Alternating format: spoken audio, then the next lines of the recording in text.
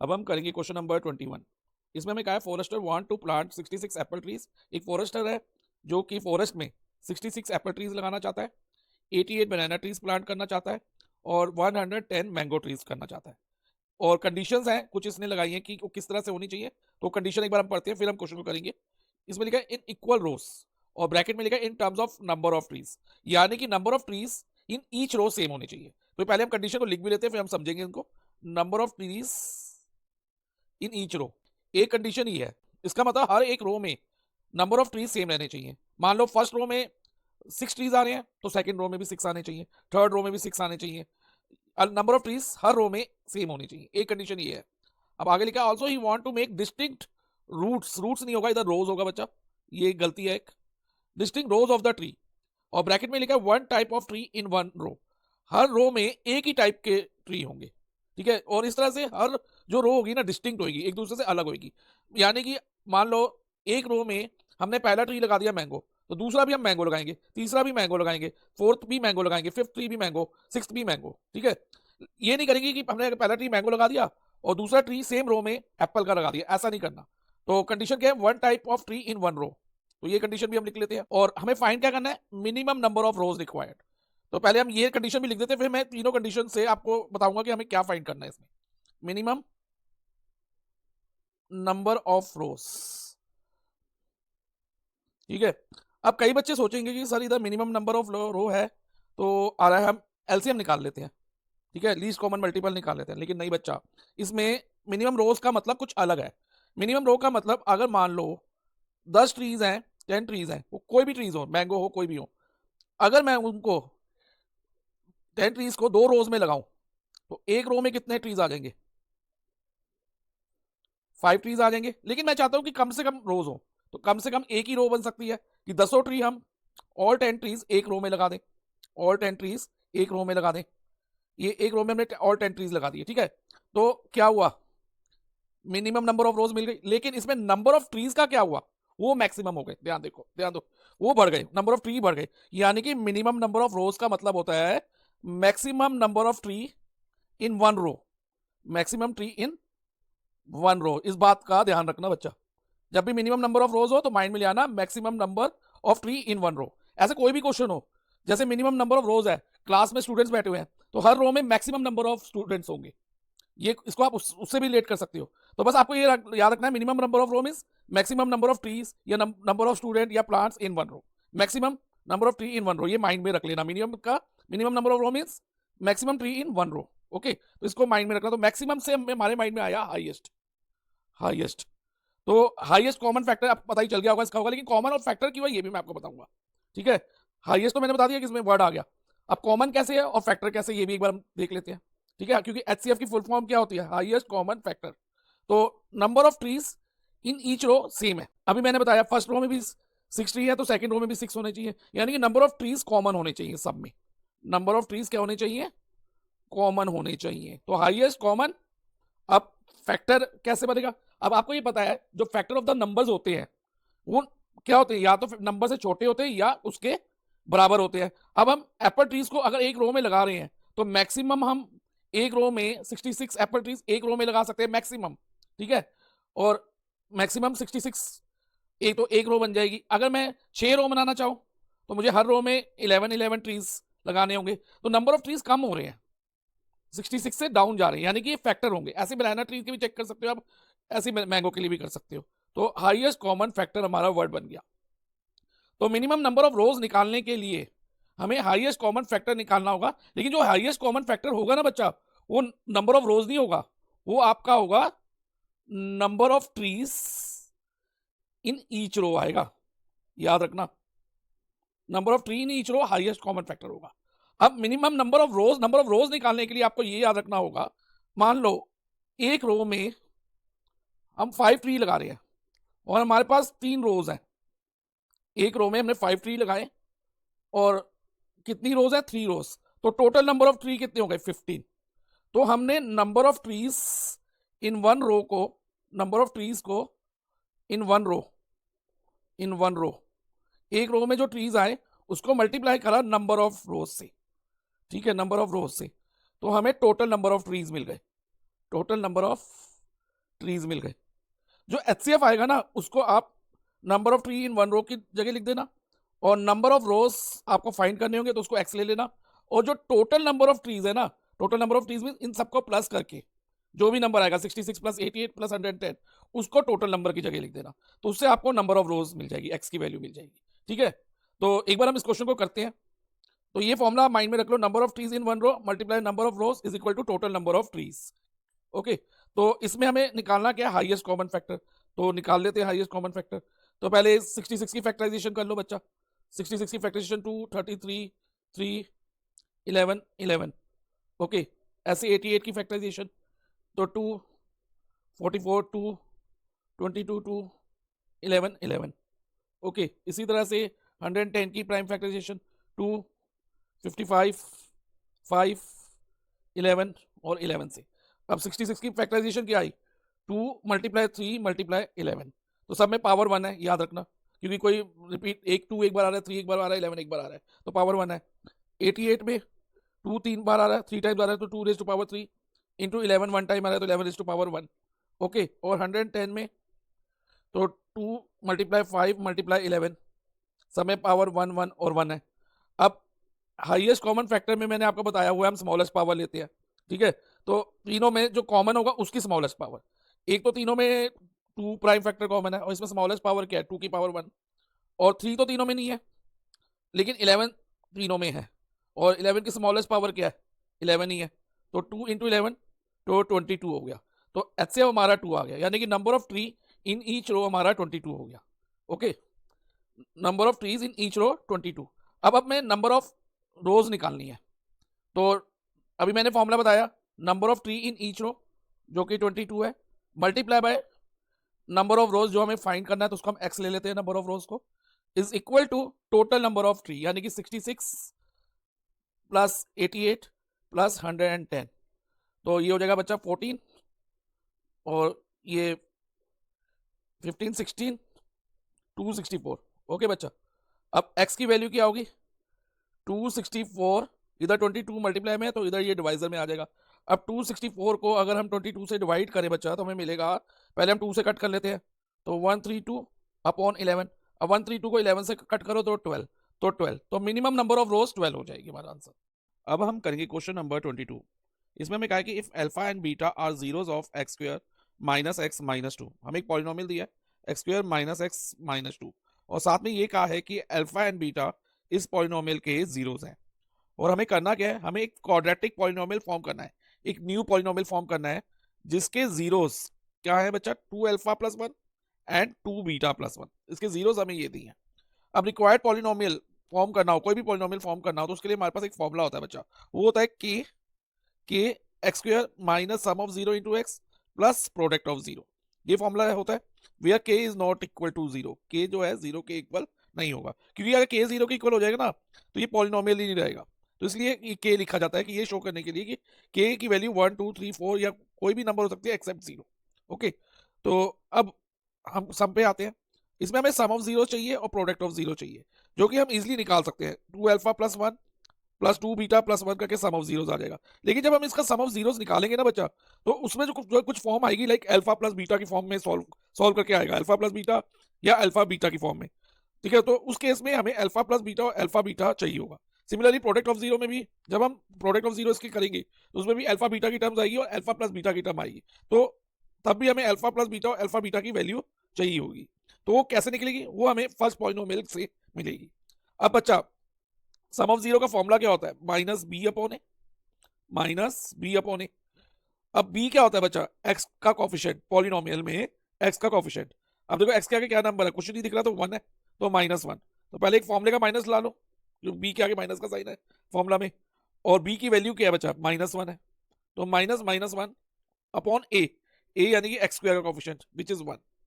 अब ध्यान दो बच्चा, माइनस माइनस प्लस 1 हो जाएगा, तो ये हो गया 1 अपॉन 1, और 1 अपॉन 1 को हम क्या लिखेंगे 1, यानी कि alpha plus beta some of 0 हमारा 1 आ गया। ये माइंड में आपको भी रखना है, ये आगे यूज होगा जब हम रिक्वायर्ड पॉलिनोमियल के सम ऑफ 0 प्रोडक्ट ऑफ 0 निकालेंगे। अब देखो बच्चा, product of 0 c upon a, formula हमें पता है, सी यानी कि constant term of the polynomial. अब इधर कांस्टेंट टर्म क्या है, -2, सी की जगह -2 और ए एक्स स्क्वायर का कोफिशिएंट जो 1 है, सो -2/1 इज -2, तो product of zero alpha beta हमारा -2 हो गया। ये आपको माइंड में रखना है। अब हम आते हैं जो हमें न्यू पॉलिनोमियल फॉर्म करना है। फॉर रिक्वायर्ड पॉलिनोमियल जीरोस क्या है, अभी मैंने बताया 2 alpha plus 1 and 2 beta plus 1, तो इसमें हम सम ऑफ जीरोस लेते हैं बच्चा, 2 alpha plus 1 plus 2 beta plus 1। अब इसमें 2 अल्फा और 2 बीटा एक साथ लिख देंगे आप, इसका एक पर्पस है, अभी आपको पता चलेगा। और 1 प्लस 1 कितना होगा, 2 होगा।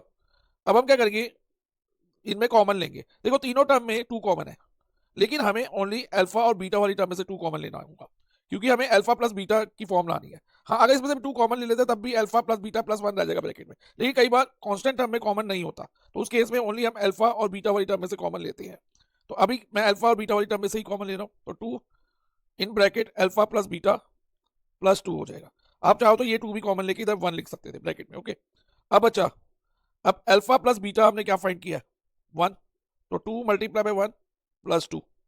अब 2 मल्टीप्लाई बाय 1 क्या होता है, 2 होगा, ठीक है, और प्लस 2, 2 प्लस 2 4, यानी कि sum of zero of new polynomial हमारा 4 आ गया। इसको भी माइंड में रखना है, क्योंकि ये वैल्यू हम यहाँ फॉर्मूले में पुट करेंगे। अब नेक्स्ट हम प्रोडक्ट ऑफ जीरोस की वैल्यू निकालेंगे। अब प्रोडक्ट ऑफ जीरो कैसे निकलेगा बच्चा, देखो जीरोस क्या है इसके, 2 alpha plus 1 multiply 2 beta plus 1। Okay, अब मल्टीप्लाई कराएंगे तो 2 अल्फा को पहले 2 बीटा से मल्टीप्लाई कराएंगे, तो ये हो जाएगा 4 अल्फा बीटा। ओके, फिर 2 अल्फा को 1 से मल्टीप्लाई कराएंगे, तो ये हो जाएगा 2 अल्फा। ओके, प्लस अब 1 को 2 बीटा से, तो यहाँ आ जाएगा हमारा 2 बीटा, और 1 को फिर 1 से प्लस 1। अब देखो बच्चा, इसमें अल्फा बीटा बन रहा है 4 अल्फा बीटा, तो इसको हम अभी एज इट इज लिख देते हैं जैसे है ये। लेकिन 2 अल्फा प्लस 2 बीटा में से 2 कॉमन ले लें, तो ब्रैकेट में अल्फा प्लस बीटा रहता है। ओके, तो ये हम अल्फा प्लस बीटा लिख देंगे, और plus 1 as it is copy होगा।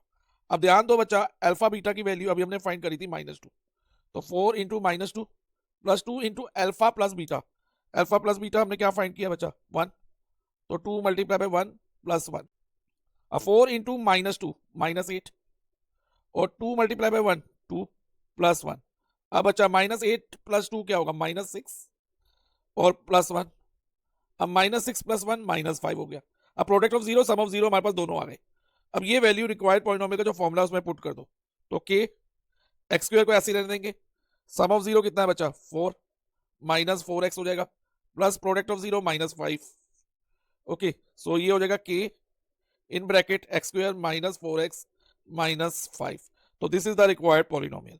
Please like and share the video and subscribe the channel. अब हम करेंगे क्वेश्चन नंबर 22 का और पार्ट। इस क्वेश्चन में हमें एक पॉलिनोमियल दिया है f of x। f of x का मतलब polynomial f depend on the value of x, और वो पॉलिनोमियल क्या है, 2x square plus 5x plus k, और साथ में कहा है कि अल्फा एंड बीटा इसके जीरोस है। इसके अलावा हमें एक इक्वेशन दी हुई है, alpha square plus beta square plus alpha beta is equal to 21/4। ये इक्वेशन अल्फा बीटा की फॉर्म में है, ठीक है। और हमें फाइंड क्या करना है, फाइंड द वैल्यू ऑफ के। ये के एक वेरिएबल है, देखो बच्चा, इसकी वैल्यू हमें फाइंड करनी है। अब बच्चा, जब भी इस टाइप का क्वेश्चन आएगा, तो जो हमें इक्वेशन दी होगी ना, जैसे like alpha square plus beta square plus alpha beta, हमें ये इक्वेशन दी है, इस इक्वेशन को हम सॉल्व करके किसी तरह से अल्फा प्लस बीटा और अल्फा बीटा की फॉर्म में लाएंगे, और ये जनरली इस फॉर्म में आ भी जाएगी, ठीक है।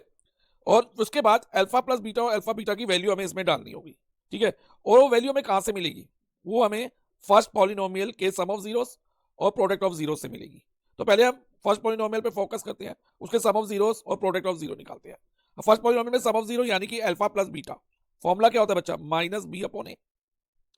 अब इसमें b x का कोफिशिएंट, वो क्या है बच्चा 5, तो -5, और a x स्क्वायर का कोफिशिएंट विच इज 2, तो सम ऑफ जीरो यानी कि अल्फा प्लस बीटा हमारा -5/2 है। अब प्रोडक्ट ऑफ जीरो का फॉर्मूला होता है बच्चा c/a, c यानी कि constant term of the polynomial, अब वो क्या है, k है, और a अगेन x स्क्वायर का कोफिशिएंट विच इज 2, तो k/2 अल्फा बीटा। अब हमें जो इक्वेशन दी है उसको हमें किस में एक्सप्रेस करना है, अल्फा प्लस बीटा और अल्फा बीटा की फॉर्म में। अब बच्चा, जो ये alpha square plus beta square है ना, ये कैसे निकलेगा, उसके लिए हम एक सिंपल आइडेंटिटी यूज करेंगे, वो होती है बच्चा a plus b whole square is equal to a square plus b square plus 2ab। इसमें जो a square plus b square है ना, यही alpha square plus beta square को रिप्रेजेंट करता है। अब अगर मान लो हमें only a square plus b square की वैल्यू चाहिए, तो हमें क्या करना होगा, a plus b whole square में से -2ab करना होगा, तब हमें a square plus beta B square की वैल्यू मिल जाएगी। ओके, और इधर ए की जगह हमारे पास क्या है, अल्फा, और बी की जगह क्या है बच्चा, बीटा है। तो अब ये फॉर्मूला लगाते हुए हम यहाँ पर अल्फा प्लस बीटा और अल्फा बीटा की फॉर्म ले आएंगे। अब alpha square plus beta square की जगह हम लिख देंगे alpha plus beta whole square minus 2 alpha beta, क्योंकि इधर 2a भी है, और ऑलरेडी यहां पर हमारे पास अल्फा बीटा है, इज इक्वल टू 21/4। अब alpha plus beta whole square को अभी आप एज इट इज लिखो, और ये -2 alpha beta plus alpha beta क्या होगा, माइनस प्लस माइनस। अब इस अल्फा बीटा के आगे कुछ नहीं है तो 1, 2 - 1 1 होगा, साइन माइनस का, तो -1 अल्फा बीटा, और -1 अल्फा बीटा को हम जस्ट अल्फा बीटा भी लिख सकते हैं, इज इक्वल टू 21/4। अब नेक्स्ट बच्चा हम अल्फा प्लस बीटा और अल्फा बीटा की वैल्यू डालते हैं। अब देखो अल्फा प्लस बीटा हमारा क्या है, -5/2, तो -5/2 whole square minus alpha beta, अब अल्फा बीटा हमने k/2 निकाला है, तो यहाँ पर -k/2 आ जाएगा, इज इक्वल टू 21/4। अब नेक्स्ट स्टेप में बच्चा, अब -5 का स्क्वायर, -5 इंटू -5, 5 5 25 और माइनस माइनस प्लस 25 अपॉन में 4 minus k/2 is equal to 21/4। अब जो ये 25/4 है बच्चा, ये LHS में से RHS में चला जाएगा, तो ये हो जाएगा -k/2 is equal to 21/4 minus 25/4। Okay, now -k/2 is equal to 4 common denominator आ जाएगा, और 21 - 25 माइनस k/2 is equal to plus minus minus 25 में से 21 गिर जाएंगे तो -4 आएगा, -4/4, तो ये कट हो जाएगा और माइनस माइनस भी कट हो जाएगा, तो हमारे पास आया k/2 इज इक्वल टू 1। अब k की वैल्यू क्या रहेगी बच्चा, इधर ये 2 डिवाइजर में है, तो LHS से RHS में जाने पे ये मल्टीप्लाई में आ जाएगा, तो finally k is equal to 2 × 1 2 हो जाएगा, तो k इज इक्वल टू 2। अब हम करेंगे क्वेश्चन नंबर 23। इसमें हमें कहा है इन गिवन फिगर, हमें एक फिगर गिवन है, उसमें DB is perpendicular on BC है, DB वाली लाइन से परपेंडिकुलर टू BC, तो इससे क्या होगा बच्चा, ये एंगल हमारा 90 डिग्री होगा। और उसके अलावा हमें कहा है कि DE is perpendicular on AB, और DE AB के परपेंडिकुलर है, एक तो ये एंगल 90 मिलेगा इससे हमें, और एक ये वाला एंगल 90 डिग्री होगा। ओके, उसके अलावा हमें ये भी कहा है कि AC is perpendicular on BC, AC BC के परपेंडिकुलर है, तो ये एंगल 90 हो जाएगा। तो और हमें प्रूव क्या करना है, हमें प्रूव करना है BE/DE is equal to AC/BC, ये हमें प्रूव करना है। अब साइड्स के रेशियो सेम हमें करने हैं, तो इधर हमारे पास 2 ट्रायंगल है, एक ये स्मॉल ट्रायंगल देखो बच्चा, ये जो पॉइंटर पे ध्यान देना, और एक ये बिगर वाला ट्रायंगल है, पॉइंटर पे ध्यान देना। इन 2 ट्रायंगल को हम सिमिलर करेंगे, अभी मैं इन ट्रायंगल्स को नेमिंग नहीं दे रहा, स्मॉलर ट्रायंगल और बिगर ट्रायंगल कह के बुलाएंगे, ठीक है। फिर जब हम इनको सिमिलर कर देंगे ना, तब हम इनको नेमिंग देंगे कॉरेस्पॉन्डेंस के अकॉर्डिंग इनकी। तो ध्यान दो बच्चा, इस स्मॉलर ट्रायंगल में ये एंगल 90 है, एंगल 1 अगर मैं इधर मार्क कर दूं, और बिगर ट्रायंगल में यहाँ पर 90 है C पे, तो ये दोनों एंगल इक्वल हो जाएंगे, angle 1 equal to angle 2 each 90। तो अगर एक एंगल और आ जाए, इन दोनों ट्रायंगल में कॉरेस्पॉन्डिंग एंगल इक्वल आ जाए, एक पेयर और आ जाए इक्वल, तो हम इन 2 ट्रायंगल को सिमिलर कर सकते हैं। अब दूसरा पेयर कैसे लाएंगे वो ध्यान से समझना बच्चा। तो उसके लिए पहले हम ये लिखेंगे DB is perpendicular on BC, जो कि हमें गिवन है, and also AC is perpendicular on BC। DB भी BC के परपेंडिकुलर है और AC भी BC के परपेंडिकुलर है, दोनों लाइन सेगमेंट BC के परपेंडिकुलर है। अगर 2 लाइंस सेम लाइन के ऊपर परपेंडिकुलर हो जाए ना बच्चा, तो वो दोनों लाइंस एक दूसरे के पैरेलल भी होंगी, तो हम कह देंगे therefore DB is parallel to AC। और ये क्यों होते हैं ध्यान से समझना बच्चा, क्योंकि देखो एंगल B हमारा 90 है, एंगल C भी 90 है, और angle B plus angle C हमारा 180 हो जाएगा, और एंगल B और एंगल C को इंटीरियर एंगल होंगे। अगर ये 2 लाइन और BC को ट्रांसवर्सल कंसीडर करें, तो ये को इंटीरियर एंगल है, ये दोनों एंगल्स। अगर को इंटीरियर एंगल का सम 180 हो जाए ना, तो लाइंस पैरेलल हो जाती हैं, तो DB पैरेलल टू AC हो जाएगा। को इंटीरियर एंगल वाला पार्ट हमें एग्जाम में नहीं लिखना, आप बस इतना लिख के आना कि DB perpendicular on BC and AC perpendicular on BC, so DB parallel to AC, तो इसी से आपको मार्क्स मिलेंगे। ओके, अब ये तो हो गया। अब अगर ये दोनों लाइंस पैरेलल हो गई बच्चा, तो ये वाला एंगल जो मैंने अभी मार्क करा, इसको मैं नेम देता हूँ एंगल 3 स्मॉलर वाले ट्रायंगल में, और बिगर वाले ट्रायंगल में ये वाला एंगल, इसे मैं नेम दे देता हूँ एंगल 4। तो एंगल 3 और एंगल 4 कौन से टाइप के एंगल्स हैं, ऑल्टरनेट इंटीरियर एंगल।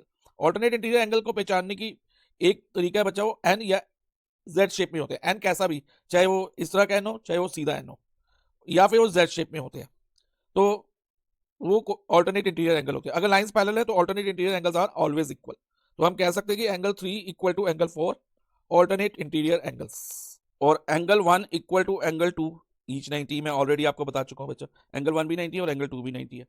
तो इससे क्या हुआ कि ये स्मॉलर ट्रायंगल बिगर ट्रायंगल के सिमिलर हो गया। अब हम इनकी नेमिंग भी करेंगे सिमिलरिटी लिखते हुए। देखो एंगल 1 कौन से पॉइंट पे बन रहा था स्मॉलर एंगल में, ई पे। तो जब हम नेमिंग करेंगे तो पहले हम ट्रायंगल का साइन बनाएंगे, फिर इधर ई लिखेंगे, और राइट हैंड साइड में भी हम ट्रायंगल का साइन बनाएंगे और इधर सी लिखेंगे, क्योंकि ई और सी पे 90 डिग्री है। तो और उसके अलावा एंगल 3 और एंगल 4 इक्वल आया। एंगल 3 कौन से पॉइंट पे बचा, बी वाले पॉइंट पे, तो यहाँ आप बी लिख दो। और एंगल 4 कौन से पॉइंट पे है, ए पे, तो इधर ए लिख दो। ठीक है, अब जो थर्ड वर्टेक्स बच गई दोनों ट्रायंगल की, स्मॉलर ट्रायंगल की एंगल डी वाली वर्टेक्स बच गई, तो डी यहाँ लिख दो, और बिगर ट्रायंगल की बी वाली वर्टेक्स बच गई, और बी यहाँ लिख दो। तो यानी कि triangle E B D is similar to triangle C A B होगा बाय ए रूल से। ओके बच्चा, अब जब दो ट्रायंगल सिमिलर हो गए ना बच्चा, तो उनकी कॉरस्पॉन्डिंग साइड्स का रेशियो हमेशा सेम रहता है। अब कॉरस्पॉन्डिंग साइड हम कैसे देखेंगे, with the naming, with the help of naming, क्योंकि जो हमने नेमिंग करी है ना, ये कॉरस्पॉन्डेंस के अकॉर्डिंग करी है। तो अब देखो बच्चा, ई बी और सी ए एक दूसरे के कॉरस्पॉन्डिंग होंगे। अब क्योंकि टू प्रूफ में बीई लिखा है तो हम बीई ही लेंगे, इसे ई बी की बजाय बीई लिखेंगे। ई बी लिखो या बीई लिखो एक ही बात है, लेकिन हम बीई लेंगे क्योंकि यहाँ पर हमें टू प्रूफ में बीई बोला है। अपॉन में A C, BE upon A C is equal to, देखो ये हो गई कॉरस्पॉन्डेंस। अब दूसरे में हमें एक डीई चाहिए, देखो डीई की रिक्वायरमेंट है, तो डीई कौन से ट्रायंगल में है, ये वाली ट्रायंगल, तो डीई स्मॉलर ट्रायंगल की डीई साइड, ठीक है डीई, और बड़े वाले ट्रायंगल की बीसी। एक पेयर और आ सकता है कॉरस्पॉन्डिंग साइड का, लेकिन उसकी हमें रिक्वायरमेंट नहीं है, वो हम नहीं लिखेंगे। और वो पेयर वैसे अगर हो तो कौन सा होगा, बी डी और A B, B D upon A B, लेकिन उसकी जरूरत नहीं है तो उसको हम नहीं लिखेंगे।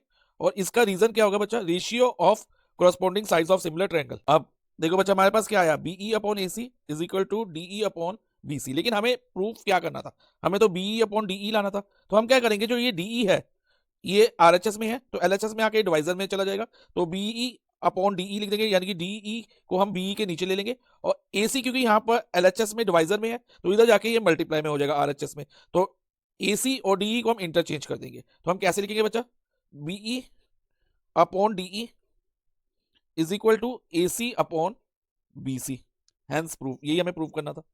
Please like and share the video and subscribe the channel. अब हम करेंगे क्वेश्चन नंबर 23 का और पार्ट। इसमें हमें कहा है कि if AD and PM are median of triangle ABC and triangle PQR। हमें एक दिया है ट्रायंगल ABC और एक दिया है ट्रायंगल PQR। इसमें बचा AD और PM मीडियंस है। अब मीडियन क्या होते हैं ध्यान से समझना। मीडियन वो लाइन सेगमेंट होती है जो वर्टेक्स को, जैसे A वर्टेक्स है, उसको mid point of opposite side से ज्वाइन करती है। जैसे अब A के अपोजिट कौन सी साइड है बच्चा, BC। अब BC का मिड पॉइंट लें तो यहाँ मार्क करेंगे, ये BC का मिड पॉइंट हो जाएगा ये वाला, ठीक है। और इसको हम नेम दे देते हैं D। ओके, तो जो AD होगा ना बच्चा, AD मीडियन हो जाएगा, AD will be the median. और D किसका मिड पॉइंट होगा, BC का, तो और AD क्या होगा, मीडियन होगा। तो इससे हम BD इक्वल टू CD कह सकते हैं। और दूसरा वाले ट्रायंगल में भी क्या कहा है, PM ट्रायंगल PQR का मीडियन है, तो इधर जो है M मार्क करेंगे हम, एक पॉइंट M यहाँ पर, इस पॉइंट को हम M नेम दे देते हैं। और अगर हम P टू M ज्वाइन करें तो PM मीडियन हो जाएगा। और जो M है ना बच्चा, मिड पॉइंट है QR का, तो इससे QM और RM इक्वल हो जाएंगे अगर PM मीडियन है इस ट्रायंगल का तो। ओके, तो ये हमें गिवन है। इसके अलावा और क्या गिवन है हमें, कि triangle ABC is similar to triangle PQR, ये सिमिलर है, ये दोनों ट्रायंगल ABC और ट्रायंगल PQR सिमिलर है। और हमें प्रूफ क्या करना है, AB अपॉन PQ, देखो ध्यान दो बच्चा, AB upon PQ equal to AD upon PM। अब ये कौन से ट्रायंगल के पार्ट्स हैं, AB और PQ और AD और PM, ट्रायंगल ABD और PQM के पार्ट है ना बच्चा, यस सर। तो अगर इन दो ट्रायंगल को हम सिमिलर प्रूफ कर दें, ठीक है, ट्रायंगल ABD और ट्रायंगल PQM को, तो इनकी साइड्स का रेशियो सेम ले सकते हैं और उससे हमारा रिजल्ट आ जाएगा जो हमें प्रूफ करना है। तो अब ध्यान से समझना कि बेटा कैसे करेंगे। अब प्रूफ पे आते हैं बच्चा। प्रूफ में सबसे पहले हम लिखेंगे BD equal to DC and QM is equal to MR।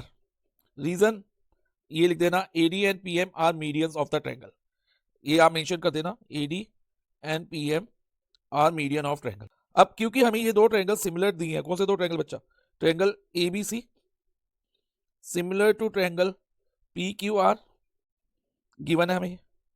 तो अगर बच्चा ये दोनों ट्रायंगल सिमिलर होंगे तो इनकी कॉरस्पॉन्डिंग साइड का रेशियो भी सेम होगा, यानी कि AB अपॉन PQ, चाहे आप नेमिंग से देखो चाहे फिगर से देखो, तो AB अपॉन PQ क्योंकि ए बी की करस्पॉन्डिंग पी क्यू है, equal to B C upon Q R is equal to B C upon Q R is equal to A C upon P are.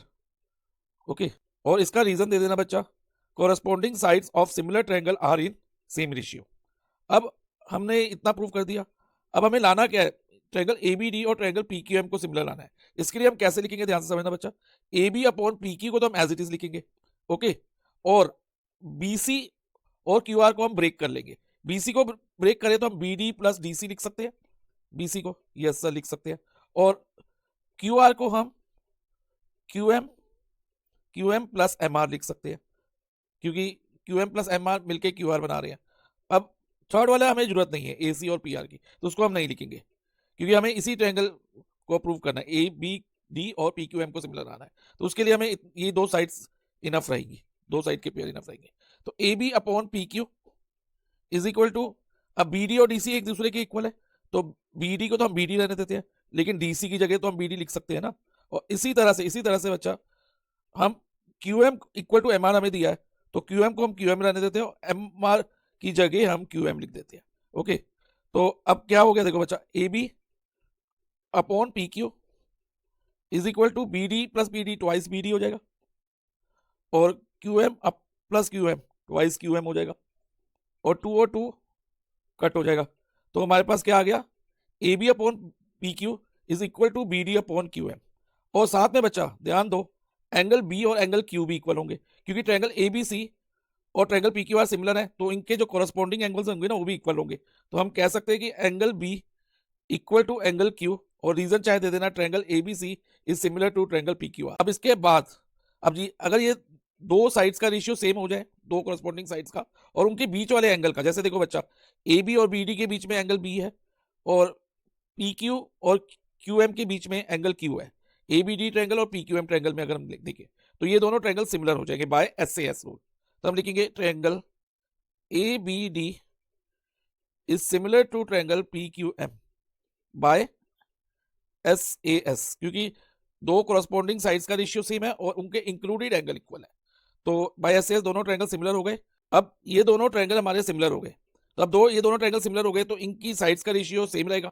That mean AB upon PQ, AB की corresponding PQ है, तो AB upon PQ is equal to AD upon PM। Okay, हम इतना ही लिखेंगे, third pair भी है लेकिन हम इतना लिखेंगे, हमें रिक्वायर्ड इतना ही है। ओके, और इसका रीजन सेम रहेगा जो हमने यहाँ पर लिखा, same reason. Okay, so hence proved. अब हम करेंगे क्वेश्चन नंबर 24। इसमें हमें कहा है, in given figure a circle is inscribe in quadrilateral ABCD। एक सर्कल है जो क्वाड्रिलेटरल ABCD में इंस्क्राइब्ड है। कोई भी सर्कल क्वाड्रिलेटरल में तभी इंस्क्राइब मानी जाएगा जब उसकी ऑल फोर साइड, क्वाड्रिलेटरल की ऑल फोर साइड सर्कल को टच करेंगी। लाइक AB देखो बच्चा Q पे टच कर रही है, साइड BC P पे कर रही है, साइड CD S पे कर रही है, और साइड AD R पे कर रही है। तो ये जो सर्कल है इस क्वाड्रिलेटरल में इंस्क्राइब्ड है। अब आगे लिखा है, in which angle B is equal to 90 degree. हमें एंगल B 90 डिग्री गिवन है, ये एंगल B 90 डिग्री दिया है, और उसके अलावा हमें कहा है कि AD 23 सेंटीमीटर है, AD ये वाली लाइन सेगमेंट, और AB 29 सेंटीमीटर है, AB ये वाली होगी बच्चा जो ये मार्क कर रहा हूँ मैं, ये 29 सेंटीमीटर है, और DS ये लाइन सेगमेंट जो मैंने भी हाईलाइट करी, ये 5 सेंटीमीटर है। ओके, और हमें क्या फाइंड करना है, radius R of the circle, radius R find करना है। रेडियस यानी कि OQ या OP दोनों R है, रेडियस R ये हमें फाइंड करना है। अब देखो बच्चा, जो ये रेडियस है, ये साइड्स हैं इस क्वाड्रिलेटरल की OPBQ। अगर हम OPBQ को स्क्वायर प्रूफ कर दे और इसकी कोई एक साइड BQ फाइंड कर ले या BP फाइंड कर ले, जो हम गिवन के अकॉर्डिंग फाइंड कर सकते हैं वो करेंगे, BQ फाइंड कर दे, तो और क्योंकि स्क्वायर की ऑल साइड इक्वल है होती है, तो अगर BQ हम फाइंड कर लेंगे तो वही वैल्यू रेडियस R की होगी। ठीक है, इतना क्लियर है। तो अब कैसे प्रूव करेंगे, अब हमारे पास दो काम करने के लिए, एक तो इस क्वाड्रिलेटरल को स्क्वायर प्रूव करना है, और दूसरा किसी तरह से साइड BQ या BP फाइंड करनी है। ठीक है, तो कौन सी फाइंड होगी मैं भी बताऊंगा। तो सबसे पहले हम इसको स्क्वायर प्रूव करते हैं, ये क्वाड्रिलेटरल को OPBQ को। तो इसमें एंगल B तो 90 गिवन है, तो हम लिख देते हैं angle B is equal to 90 degree given. Okay, और OQ और OP रेडियस है, और AB और BC टेंजेंट है। तो रेडियस और टेंजेंट एक दूसरे के परपेंडिकुलर होते हैं, तो हम ये लिख सकते हैं कि O Q is perpendicular on A B and O P is perpendicular on B C. Okay, और रीजन दे देंगे tangent and radius are perpendicular to each other at the point of contact. इससे क्या होगा कि एंगल क्यू और angle P दोनों 90 degree हो जाएगी। Angle Q is equal to angle P is equal to 90 degree. Okay, तो एंगल पी और क्यू भी 90 हो गए और एंगल बी हमारा 90 ऑलरेडी गिवन था। तो अब अगर हम एंगल सम प्रॉपर्टी लगाएं तो उससे हमें एंगल ओ भी 90 मिल जाएगा। तो वो कैसे लगाएंगे, angle P plus angle Q plus angle B plus angle O is equal to 360 degree, angle sum property of quadrilateral. और पी हमारा 90 है, क्यू भी हमने 90 फाइंड किया, बी एंगल बी हमें 90 ऑलरेडी दिया था, तो एंगल ओ हमें फाइंड करना, तो एंगल ओ को एंगल ओ ही लिख देंगे, इज इक्वल टू 360। अब 90 plus 90 plus 90 270, 270 plus angle O is equal to 360। So angle O क्या होगा बच्चा, 360 minus 270 which is equal to 90 degree. अब देखो बच्चा, इसके ऑल फोर एंगल हमारे 90 डिग्री आ गए। ठीक है, ऑल फोर एंगल 90 डिग्री हो गए। तो सिंस हम लिखेंगे all four angles are 90 degree, all four angles are 90 degree,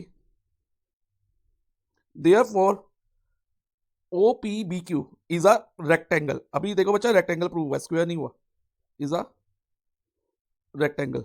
अब किसी रेक्टेंगल की अगर एडजेसेंट साइड इक्वल प्रूव हो जाए ना तो उसको हम स्क्वायर कह सकते हैं। ठीक है, तो आगे इसको करते हैं। तो हम लिखेंगे since OP is equal to OQ, क्योंकि दोनों रेडियस हैं इस सर्कल के, is equal to R, so therefore OPBQ हमारा स्क्वायर माना जाएगा। OPBQ is a square. अब स्क्वायर बन गया ये। ठीक है, तो हम किसी तरह से बच्चा BQ फाइंड करेंगे। BP हम नहीं फाइंड कर सकते क्योंकि हमें जो डायमेंशन दी है ना बच्चा, देखो AB की दी है, तो कुछ इसी से ही BQ फाइंड होगा। अब कैसे होगा वो ध्यान से समझना। तो हम यहां से स्टार्ट करते हैं बच्चा DS से। अब D एज एक्सटर्नल पॉइंट, दो टेंजेंट जा रहे हैं, जा रहे कि नहीं, यस जा रहे हैं, एक DR और एक DS। सो हम लिख देंगे DR is equal to DS, और रीजन होगा tangent from an external point are equal in length. तो जब DR और DS इक्वल हो गया तो बच्चा DR भी हमारा 5 सेंटीमीटर हो जाएगा। हो जाएगा नहीं हो जाएगा, यस सर हो जाएगा। तो DR को हम लिख देते हैं इज इक्वल टू 5 सेंटीमीटर। अब नेक्स्ट, अब देखो बच्चा, जो ये AD है, पूरा AD देखो यहां से लेके यहां तक, ये कितना है 23 सेंटीमीटर। AD हमें 23 सेंटीमीटर दिया है। तो ये कैसे बना है, DR प्लस AR करके, DR plus AR is equal to 23। अब DR हमारा 5 है, AR हमें फाइंड करना है, तो DR plus AR is equal to 23, और AR कितना हो जाएगा बच्चा हमारा 23 माइनस 5, और 23 माइनस 5 इज 18 सेंटीमीटर। तो AR हमारा 18 सेंटीमीटर आ गया। अब ध्यान देना बच्चा, AR हमारा 18 सेंटीमीटर आ गया, तो हम नेक्स्ट AQ फाइंड करेंगे। कैसे, देखो A as a external point, दो टेंजेंट जा रहे हैं, एक जा रहा है AQ, ये वाला AQ, और एक AR। तो AQ is equal to AR हम लिख सकते हैं, सेम रीजन, जो रीजन यहां पर आया था, तो हम लिख देंगे सेम, एस्ट्रिक मार्क करके सेम लिख दो। Okay, AQ is equal to AR, और AR हमने 18 फाइंड किया, तो AQ भी हमारा कितना हो जाएगा बच्चा, 18 सेंटीमीटर ही हो जाएगा ना। तो AQ is equal to 18 centimetre. अब नेक्स्ट हम BQ फाइंड करेंगे। अब BQ कैसे फाइंड होगा, BQ के लिए देखो बच्चा, हमें AB दिया है 29 centimetre, AB is equal to 29 centimetre. अब AB का अगर हम ब्रेकअप देखें, क्या है ब्रेकअप है इसका, AQ प्लस BQ। ठीक है, AQ plus BQ is equal to 29। तो AQ प्लस BQ मिलकर 29 बना रहे हैं। AQ हमने 18 फाइंड किया, तो 18 plus BQ is equal to 29, और BQ इज इक्वल टू क्या होगा, 29 minus 18 is equal to 11 centimetre. अब बच्चा BQ हमारा 11 आ गया। जब BQ 11 आ गया तो हम ऑलरेडी ये शो कर चुके हैं कि OPBQ is a square. OPBQ को हम स्क्वायर शो कर चुके हैं, तो इससे ये प्रूव हो गया कि ऑल साइड इक्वल होंगी, कि स्क्वायर की ऑल साइड इक्वल होती है। तो हम ये लिख सकते हैं कि OQ इक्वल टू BQ। ये भी लिख सकते थे कि OP इक्वल टू BQ, कुछ भी ले लो, क्योंकि तो हमने R फाइंड करना है, तो जहां R आ रहा है उसको ले लो। तो OQ is equal to BQ, adjacent sides of square are equal, ये रीजन भी लिख देना यहाँ पर। ओके, और R is equal to 11 centimetre हो जाएगा। सो रेडियस हमने फाइंड कर लिया as 11 centimetre. Please like and share the video and subscribe the channel. अब हम करेंगे क्वेश्चन नंबर 25। इसमें हमें कहा है if sine A minus cos A is equal to 0 for some acute angle A then find the value of. हमें sine A minus cos A is equal to 0 दिया है और हमें वैल्यू फाइंड करनी है 2 tan square A plus 1 upon cosec square A plus 1 की। तो हम क्या करेंगे बच्चा, जो sine A minus cos A is equal to 0 दिया है इसको यूज करते हुए हम tan ए और कोट ए फाइंड करेंगे, ठीक है। और उसके बाद जो एक्सप्रेशन हमें फाइंड करना है ना, जिस एक्सप्रेशन की वैल्यू हमें फाइंड करनी है, हम उसको tan और कोट में एक्सप्रेस कर देंगे। वो कैसे करेंगे ध्यान से समझना। तो पहले मैं tan ए और कोट ए फाइंड करता हूँ बच्चा। तो कैसे, ध्यान दो, sine A is equal to क्या हो सकता है, माइनस कोस ए 0 के साथ चला जाएगा, 0 प्लस कोस ए क्या होगा, कोस ए हो जाएगा। ओके, अब ईच साइड को आप कोस ए से डिवाइड कर दो, एलएचएस को भी आरएचएस को भी। तो इधर इसके नीचे कोस ए आ जाएगा और यहाँ पर भी कोस ए आ जाएगा। अब साइन ए अपॉन कोस ए tan ए होता है, तो यहाँ आ गया tan ए और कोस ए कट हो गया 1 हो गया। अब नेक्स्ट हम कोट ए लेंगे बच्चा। कोट ए क्या होगा, 1 अपॉन tan ए की जो कोट होता है ना, कोट और tan एक दूसरे के रेसिप्रोकल होते हैं। सो tan हमारा 1 निकला है तो कोट ए क्या होगा 1 अपॉन 1 और 1 अपॉन 1 को हम डायरेक्टली 1 लिख देंगे। अब tan ए हमारा इज इक्वल टू 1 आ गया, कोट ए भी 1 आ गया। अब हमने जो वैल्यू फाइंड करनी है उस एक्सप्रेशन को हम यहाँ कॉपी कर लेंगे। अब इसमें tan ए तो ऑलरेडी है, कोई प्रॉब्लम नहीं है, इसकी जगह हम 1 लिख देंगे नेक्स्ट स्टेप में। लेकिन क्या कोसेक स्क्वायर ए की जगह हम 1 प्लस कोट स्क्वायर ए लिख सकते हैं, क्योंकि 1 प्लस कोट स्क्वायर ए किसके इक्वल होता है बच्चा, कोसेक स्क्वायर ए के। ये एक आइडेंटिटी है। तो कोसेक स्क्वायर ए की जगह क्या आ जाएगा, 1 प्लस कोट स्क्वायर ए और इधर प्लस 1 होगा। अब जस्ट क्या करना है, वैल्यू पुट कर दो। tan ए की जगह 1 आ जाएगा तो ये 1 2 इंटू 1 स्क्वायर हो गया प्लस 1 अपॉन और कोट स्क्वायर ए की जगह 1 स्क्वायर हो जाएगा प्लस 1। अब देखो बच्चा इधर 2 इंटू 1 स्क्वायर, 2 इंटू 1 2 हो गया प्लस, अब इधर क्या होगा, ये 1 एज इट इज आएगा और 1 का स्क्वायर भी क्या होता है 1 होता है, तो 1 प्लस 1 यहाँ हो जाएगा और यहाँ 1 आ जाएगा। अब देखो बच्चा 2 plus 1 upon 2, 2 plus 1 upon 2 plus 1। अब नेक्स्ट स्टेप में एलसीएम ले लो। अब इधर 2 एलसीएम आ जाएगा, 1 मल्टीप्लाई 2 2 होता है तो हम 2 को 2 से मल्टीप्लाई कर लेंगे 4 होगा। देन 2 मल्टीप्लाई बाई 1 इज 2, तो 1 मल्टीप्लाई 1 प्लस 1 हो जाएगा। 1 मल्टीप्लाई 2 2 होता है तो इधर 1 मल्टीप्लाई 2 2 आ जाएगा। सो 4 प्लस 1 5, 5 प्लस 2 7, तो हमारा फाइनली आंसर होगा 7 upon 2। Please like and share the video and subscribe the channel.